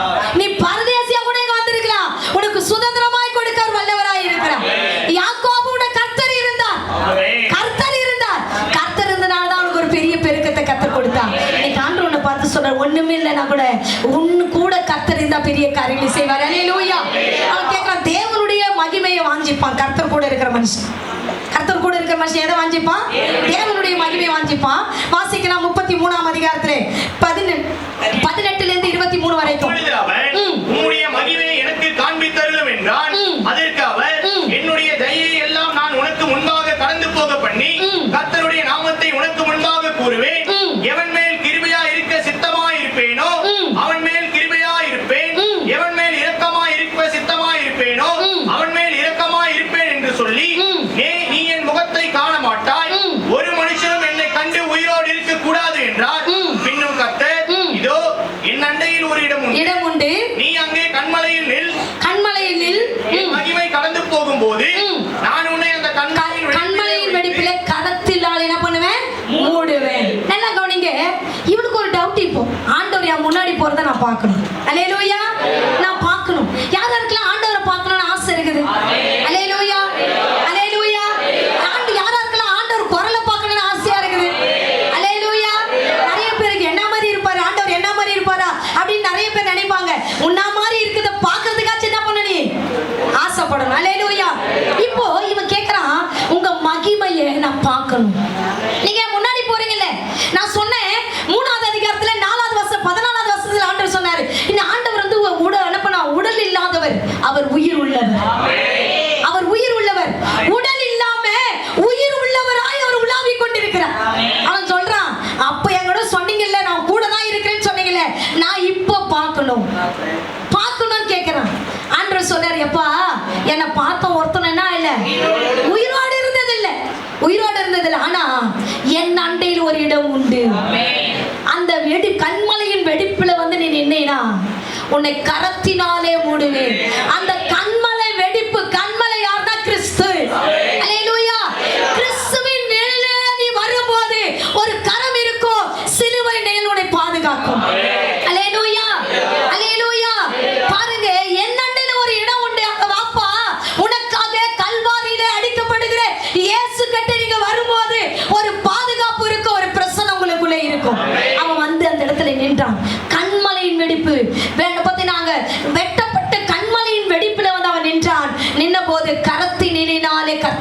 அப்படின்னா அவருடைய சாயலை அவன் பார்த்தான். பார்த்ததுனால வேதம் சொல்லப்பட்டது 34:10 பூமியில் எந்த ஜாதிரத்தம் செய்யப்படாத அதிசயத்தை நான் உன்னை கொண்டு செய்வேன். அல்லேலூயா. எவன் கர்த்தருடைய கண்மலையின் வெடிப்பில் வந்து நிற்கிறானோ, கர்த்தருடைய இயேசுவினுடைய சமூகத்தில் நிற்கிறானோ, அவனை பார்த்து ஆண்டவர் சொல்லுகிறார் யோவான் சுவிசேஷ புத்தகத்திலே, மெய்யாகவே மெய்யாகவே நான் சொல்லுகிறேன், நான் செய்கிற கிரியைகளை பார்த்து அவன் பெரிய கிரியத்தை செய்வான். ஆமென். பெருசா செய்வான். நான் செய்ததை பார்த்து 14ஆம் அதிகாரம் சொல்றார் பெருசா செய்வான் அப்படின்னு சொல்றார். நீ கண்டாதான் உங்களை பார்த்து சொல்றார், இயேசுவை நீங்கள் தன்னுடைய சொந்த ரட்சகராய் ஏற்றுக்கொண்டு அவர் வழியிலே நீங்க நடக்கும்போது உங்க வாழ்க்கையில கர்த்தர் செய்ய போறார் பாருங்க ஒரு அற்புதம். எந்த ஜாதியிலிருந்து செய்யப்படாத ஒரு அதிசயத்தை இந்த மாசம் கர்த்தர் உனக்கு செய்ய போறாரு. நீ செய்ய வேண்டிய ஒரே ஒரு காரியம், ஆண்டவர் உன் கூட இருக்க வாஞ்சி. இந்த மாசம் வாக்கு தத்துவத்தை நிறைவேற்றதான் உன் கூட இருக்க போறேன். எத்தனை பேருக்கு என்னென்ன வாக்கு தத்துவம் கொடுத்தாரு எனக்கு தெரியல. உங்க வாக்கு தத்துவத்தை சொல்லி சொல்லி ஜெபிக்க போறீங்க. இப்ப வீட்டுக்கு போறீங்க, போயிட்டு சாயங்காலத்துக்குள்ள உங்க வாக்கு தத்துவத்தை எல்லாம் எழுத போறீங்க. உன்னை ரட்சிக்கப்பட்ட புதுசு ஞாபகத்தை எல்லாத்தையும் எழுத போறீங்க, எழுதி சொல்ல போறீங்க. இதை சொன்னீங்கல்லப்பா எனக்கு செய்யுங்க. 430 வருஷத்துக்கு முன்னாடி ஆபிரகாமுக்கு வாக்கு கொடுத்தாரு, உன் சந்ததிக்கு நான் கானான் தேசத்தை கொடுப்பேன்னு சொல்லிட்டு. அத யார்கிட்ட சொல்றாரு? மோசே கிட்ட சொல்றாரு, நான் நிறைவேற்ற போறேன்னு சொன்னவர் ஆண்டவர் நடத்துகிறார். அருமையான தேவனுடைய பிள்ளையே, இன்னைக்கு ஆண்டவர் மகிமையை நீ கண்டால் மாத்திரம்தான் நீ என்ன பண்ண முடியும்னா பிரகாசிக்க முடியும். எந்த ஜாதியிடத்திலும் செய்யப்படாத அற்புதத்தை உன்னால செய்ய முடியும்.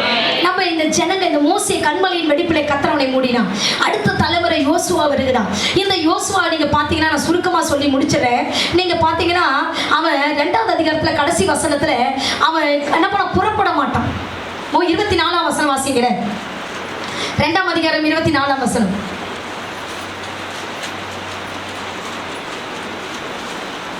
யோசுவா 2:24. கர்த்தர் தேசத்தை எல்லாம் நம்முடைய கையில் ஒப்பு கொடுத்தார். தேசத்தின் குடிகள் எல்லாம் நமக்கு முன்பாக சோர்ந்து போனார்கள் என்று அவனோடு சொன்னார்கள். போதுங்க. இங்க பாருங்க, அவன் 2 வேவுக்காரர் அனுப்புறான். கடவுள் நடத்துதல் இல்லாம, கடவுளுடைய பிரச்சனை இல்லாத அந்த இடத்த விட்டு போக கூடாதுன்னு வெயிட் பண்ணிட்டு இருக்கான். அப்போ அந்த 2 வேவுக்காரர் வந்து சொல்றாங்க, கர்த்தர் என்ன பண்ண போறாரு? அந்த தேசத்தை நம்ம கையில கொடுக்க போறாங்க. உடனே என்ன ஆச்சு தெரியுமா? இங்க ஒரு காரியம் நடக்குது. 3ஆவது அதிகாரத்துல அதிபதி எழுந்தான். எழுந்து சொல்றான், புறப்படுங்க, உடன்படிக்கை பெட்டிக்கு முன்னாடி நம்ம புறப்படுவோம், கொடுத்த வாக்கு தத்தத்துக்கு பின்னாடி நம்ம நடப்போம். அதிபதி எழுந்து ரொம்ப அழகா சொல்லுவான் அந்த இடத்துல. 2ஆம் வசனம் 3ஆம் வசனத்தை சொல்லுவோம், அதிபதி எழுந்து புறப்பட உடன்படிக்கை பெட்டிக்கு முன்னாடி நம்ம நடப்போம். அது என்ன இருக்குது? வசனம். வசனத்துக்கு பின்னாடி நடக்க வாக்கு தத்தத்துக்கு பின்னாடி என்ன நடந்தீங்கன்னா உனக்குள்ள என்ன வரும்னா, ஐயோ சொல்லிட்டு இருக்கிறாங்க அதிபதி நான் சொல்லுவாங்க. அடுத்தது யோசுவா சொல்லுவார், உங்களை பரிசுத்தம் பண்ணிக்கங்க, நாளைக்கு உங்களுக்கு அற்புதம் செய்வேன். யோசுவா சொல்லி முடிச்சிட்டாரா? யோசுவா ஆண்டவர் சொல்றார், என்ன சொல்றாருன்னா, கர்த்தர் யோசுவாவை நோக்கி, நான் மோசேவோடு கூட இருந்த போல உன் கூட தான் இருப்பேன். ஆண்டவர் என்ன சொல்றாரு? இன்னைக்கு உன் கூட தான் இருப்பேன். அல்லேலூயா. மோசே கூட இருந்த காலம் முடிஞ்சிட்டு இன்னைக்கு உன் பேரை எழுதிக்க உன் கூட கர்த்தர் இருக்க போகிறார். அல்லேலூயா. நான் மோசே கூட இருந்தது போலவே உன் கூட இருப்பேன். அழகா சொல்றாரு, நான் மோசே கூட இருந்தது போல உன் கூட இருப்பேன். வாசிங்க, அடுத்த பகுதி வாசிங்க. இஸ்ரவேல் எல்லாரும் அறியும்படிக்கு அவளுக்கு முன்பாக உன்னை என்ன பண்ணுவேன்? மேன்மைப்படுத்துவேன். அல்லேலூயா. ஆண்டவருக்கு நீ புறப்பட்டு அவர் நீ என்ன பண்ணும் வாஞ்சிக்கும் போது நீ உன்னை பரிசுத்தமா, அவன் சொல்றான், யோசுவா சொல்றான், பரிசுத்தமாயிரு, பரிசுத்தமாக்கிங்கன்றான். கர்த்தர் அடுத்த பதில் கொடுக்குறார். என்ன பதில் கொடுக்குறாருன்னா, மோசே கூட இருந்த தேவன் உன் கூட இருக்கிறார். உன் கூட இருக்க. பக்கத்துல இருக்கிற கை பிடிச்சு சொல்லுங்க பார்க்கலாம், மோசே கூட இருந்த தேவன் உன் கூட இருக்கிறார். அல்லேலூயா. உன்னை மேன்மைப்படுத்துவார். சொல்லிட்டீங்களா? சொல்லுங்க. காசா பணமா? மேன்மை வசனம் தானே சொல்ல போறேன். உங்களை மேன்மைப்படுத்துவார், மேன்மைப்படுத்துவார். இதெல்லாம் சொல்லி முடிச்சுட்டு கடைசியா கர்த்தர் என்ன சொல்றாரு? நீ போயிட்டு எங்க நில்லு? யோர்தான் கட்ட நில்லு. ஆசாரியன் யோர்தான் பக்கம் போய் நின்ன போது பட்ட உடனே யோர்தான் என்ன பண்ணுச்சு? குவியலா நின்று போயிடுச்சு. இன்னைக்கு யோர்தானுக்குள்ளே நீ வந்து விட்டாய். அந்த யோர்தான் வாழ்க்கையில் இன்னைக்கு ஒரு புரட்டை உண்டாக்க போகிறது. இங்க சொல்லப்பட்டது புரட்டி போடுகிற இடம் யோர்தான். அந்த இடத்துல பாத்தீங்கன்னா கில்கால் இருக்கும். நிந்தை புரட்டி போடுகிற இடத்துல நீ நிக்கிற. அந்த நிந்தை மாறி உனக்கு ஆசீர்வாதமா மாறப்போகுது. ஆமென். உன் நிந்தைலாம் புரட்டி போட போகுது. நீங்க அங்க கீழே படிச்சீங்கன்னா ரொம்ப அழகா இருக்கும். கில்காலில் நின்றார்கள். அது நிந்தைகள் புரட்டப்பட்ட புரட்டப்பட்ட இடம், நிந்த புரட்டப்பட்டிருக்கும். இன்னைக்கு உங்க நிந்தெல்லாம் புரட்டப்பட போகிறது.